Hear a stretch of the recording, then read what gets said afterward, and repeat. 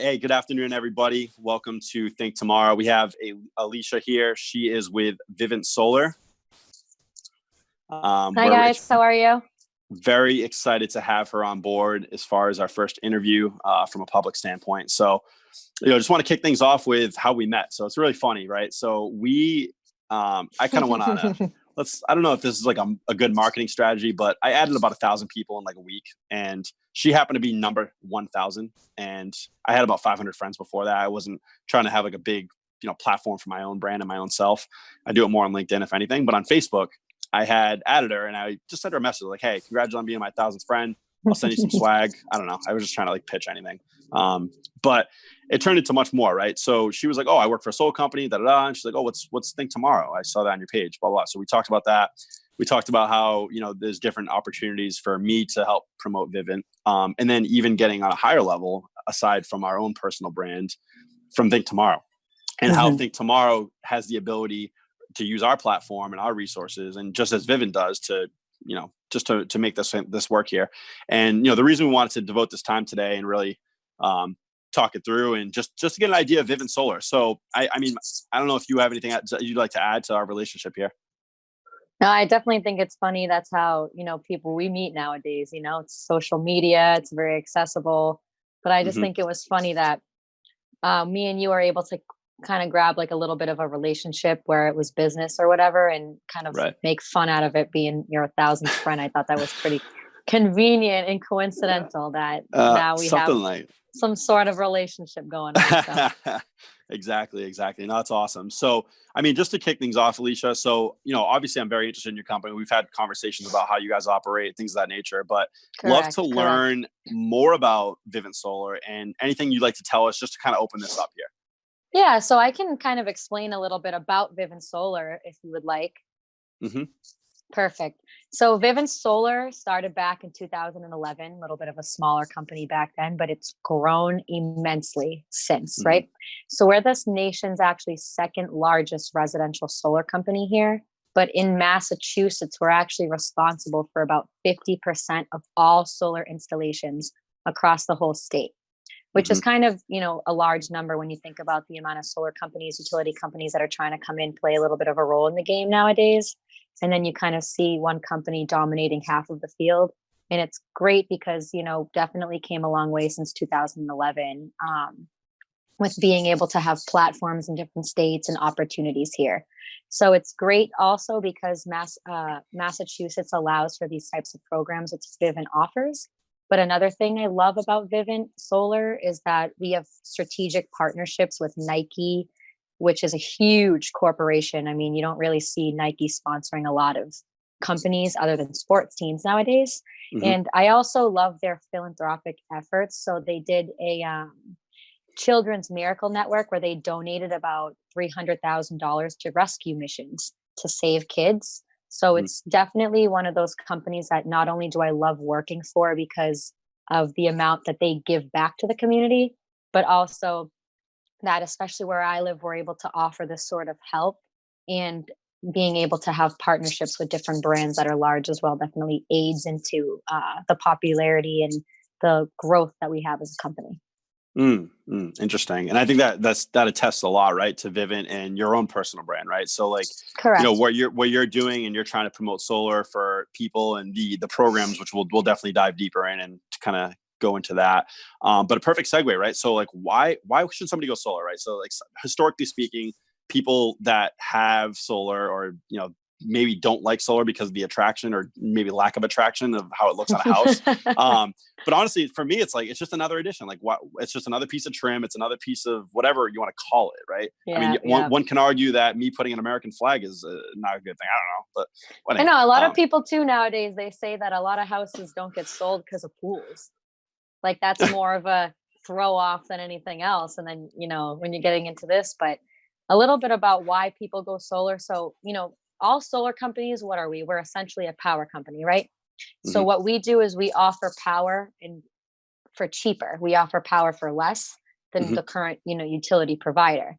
So right now, if you're at least living in this area, or if you are paying for utilities, electricity, whether you rent, own a home, you rent an apartment, you own a house, 3-family, you're Mhm. paying about 24 to 32 cents a kilowatt, which kilowatts are how we are able to measure power.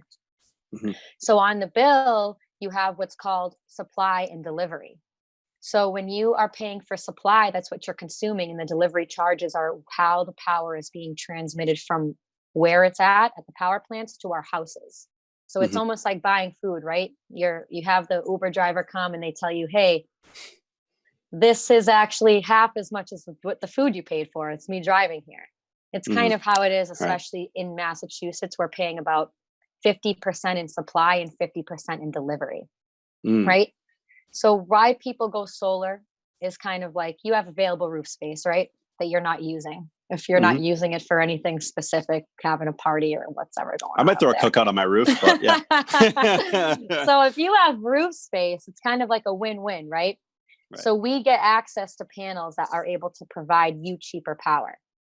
And Mm. you're able to rent us your roof space so that we're able to provide you a service that allows you to pay a little bit cheaper for power, right? So Mhm. how we make our money as a utility company is that we pretty much step in as the main source of power. We're able then to charge cheaper than what you're currently paying with your utility company and Mhm. install the system at no cost on the roof, which is one of the programs that Massachusetts offers. It's called a power purchase agreement. Okay. So it's kind of like the same thing as Dish back in the day, right? So we Mm. were getting Dish. We weren't buying the dish, but we were buying the service that the dish provided. If it was a Right. little bit cheaper than what we were able to get at that point, it's kind of the same thing. Mm. Interesting. So yeah, so great answer to that, and just obviously interested to see. You said Massachusetts, right, and the program that they offer. Are there similar programs or something? Very like, do you guys operate in other states? I'm just very interested to find that out there. Great question. Again, so Vivint Solar is actually has a lot of different opportunities in a couple different states. So on the West Coast, you have California. Here on the East Coast, you have Massachusetts, Connecticut, New Jersey, and et cetera. So we have a few other Hmm. states. However, each state offers its own program. Here Okay. in Massachusetts, we kind of strictly look at the PPA here just because of the programs that we offer. So I have a little bit more knowledge on subsidies and things like that, especially here, because we primarily try to focus on each state is a little bit different. Hmm. So in Massachusetts, what's great about subsidies is that it depends on the home.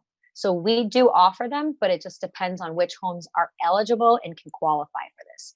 So sometimes a customer will qualify, for a subsidy to have a roof replaced or an electrical system that's upgraded. You know what I Hmm. mean? So there are Mm. certain things that if the system size is big enough, if the home qualifies, if it has great sun hours, you know what I mean? If it doesn't need more than one upgrade, there might be a budget in order to have this covered for the customer. Awesome. That's really interesting stuff, and it's good to see that you have other programs available to everybody else. So it's not just limited to Massachusetts, right? And every Yeah. program, and everybody's different, right? That's why every state's different, has different governments, different regulations, what have you, right? Hmm. So that's very interesting. So I mean, what it comes down to, right? So obviously money's important, but how does the process go for a new client, right? Yep. Great question. So the process goes like this. So say, we're doing any type of program, PPA, Mm-hmm. loan, cash, whatever it is. The first thing I do is I always just try to get the homeowner to understand solar. What is solar, how it's going to benefit them, also how it's going to benefit the environment. Even in times like this with the COVID-19 happening, people need to save, and people are actually seeing more now how much Mm-hmm. they're spending on electricity because they're home the whole time. Kids aren't in school. So Mm-hmm. people are almost doubling their regular electricity bills. So I Mm-hmm. try to go through their bill with them. I explain to them the benefits, what they pay for, everything like that. So I go through showing them, because a lot of people now, I mean, like we don't really look at the bill. We're just paying it. We don't know Yeah, what's you on see the there. number, you swipe the card, and you walk away. That's it. So Yeah. that's my job. My job is to make homeowners aware of what Mm. they're actually paying for when it comes to utility companies. And so once I do that, I grab a bill from them. I say, hey, listen, like, show me your bill. And that's how I create a design. The design is how I'm able to verify and understand what their needs are, so I can create a system size and producing that will attain to the home and the homeowner's needs. So it'll be, Mm-hmm. if you need 10,000 kilowatts a year, you're going to get a system that is suited around what you currently use for power, so it's not too big or too small. Okay. From there, if they like it, they're willing to move forward, see if the home qualifies, Mm-hmm. because only about right now 1 in 5 homes do qualify for this program. Wow. And the reason being is because, we need to make sure that the house is in stable condition, that the structure in the attic has the will to hold the panels over the course of the term. We need to make sure that the roof is in good condition, or an electrical system is up to date, and the homeowner has to qualify. So all of these things kind of go into the qualification process. And then the final step is getting the utility company's approval to be able to Mm-hmm. install a meter. So we do need all these qualifications, but that's kind of the takeaways there. That's kind of the only downside, is that not every home does qualify. Mm-hmm. So we go through that process. They sign the agreements. It's kind of like a commitment through Vivint Solar that, we are really interested in moving forward with this process. From there, we have an engineer go out to the home. They'll survey it. They'll, write a report, how the electrical system currently works, what upgrades it needs. Same thing with the roof structure. Same exact Mm-hmm. thing, right? Once Mm-hmm. we get all those back, then I'll be able to tell them if they need something replaced. If everything is good to go, we will then submit the permit or the approval to their utility company. Hopefully get the yes, right? Hopefully get a yes that they approve of the system and they approve of everything. And then from there, we'll be able to kind of decide what's going to happen once we submit the permits to the city. They approve of it, and then we're good to go. Awesome. And you're pretty good at answering all my questions without even like me asking them. So we cut out a lot of questions. So that's awesome. So and it's funny enough. So that's awesome. And this was really fun. Honestly, this is obviously our first. I don't know, my first public interview. I don't know about you, but this is awesome. So had a lot of fun with it. Any last thoughts, right? Anything you want to wrap up with, and kind of any last minute things for Vivint there, Alicia?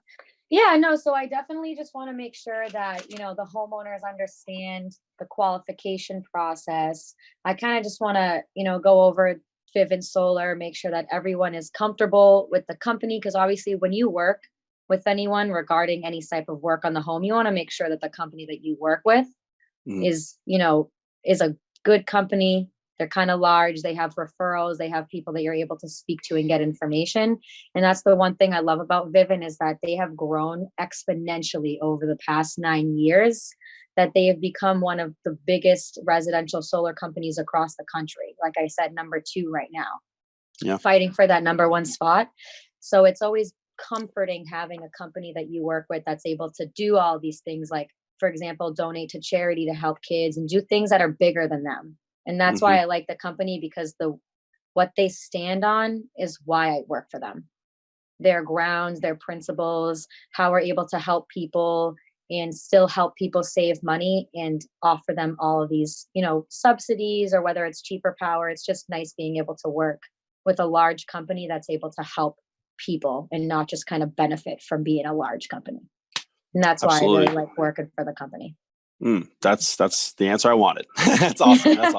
So I think it's a huge testament to like your personality and your brand and everything, right? And it's huge that your values and everything align with Vivint, right? And I think that for anybody that's working a job or a career, it's really important to have values and your own values represented, right? So you can work for a company and, maybe the management's not great, but the company's great, or vice versa. And maybe that's okay. Like, you have to make sacrifice in life, not every, and I'm getting philosophical here. So anyway, this was awesome. Alicia, thank you very much for taking the time. And we want to thank you, Kyle. We want to definitely thank Vivint Solar for giving us this opportunity to have this partnership. And we're really excited to see how it'll go. We're very excited too. Thank you for having me. And it was great answering all the questions and just laughing about being your 1,000th friend. Hey, that's what it comes down to. Hey, 1,000 doesn't mean you can't be number 1, right? Right. There we go. All right. Thank you. Thank you very much, Kyle. Have a great day. All right. ThinkTomorrow out. No, we're not doing that. But that was fun. That was cool. Yeah. Adam, was everything I said pretty much like okay, besides that one thing you had to intervene? Thank you, everyone, for participating and watching the show here. Follow us on Facebook, Instagram, Twitter, LinkedIn, you name it. We will be there. PeopleThinkTomorrow.com. Peace.